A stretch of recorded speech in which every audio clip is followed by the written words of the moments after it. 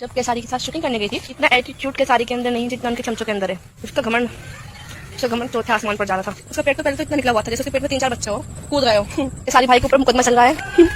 इस वजह से मेरा सॉन्ग नहीं आ पाया। जब मैं उनको पास जाकर देखा तो उनके यहाँ पे झाई आ रही थी, जैसे बुढ़े हो गए हो, पर कोई बात नहीं। मैंने नहीं किया था केसारी भाई से कि मेरे साथ वीडियो। देखिए, आज एक्टिंग क्या होता है, अभिनय क्या होता है, लोग सब सीखना छोड़ दिए, सब भूल गए। क्यों भाई एक्टिंग सीखेगा? क्यों वर्षों तक, कई सालों तक अभिनय सीखेगा? जिसको भोजपुरी इंडस्ट्री में ऐसे ही काम मिल जाए अश्लीलता की बदौलत।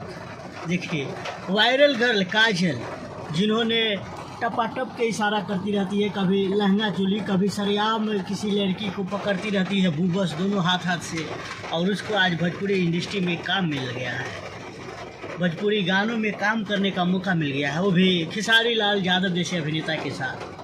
तो क्यों आप लोग इतना पढ़ाई लिखाई कीजिएगा, अभिनय सीखिएगा, क्लास कीजिएगा, एक्टिंग सीखिएगा, आप भी लोग अश्लीलता फैलाइए और आपको भोजपुरी में काम मिल जाएगा। हम सब जानते हैं कि मोनालिसा, जिन्होंने पहले बी ग्रेड फिल्म में काम करती थी, और उनके हॉट सीन मतलब बड़का संतरा बोलते हैं ना उसको, उसके वजह से उन्हें भोजपुरी इंडस्ट्री में काम मिल गया।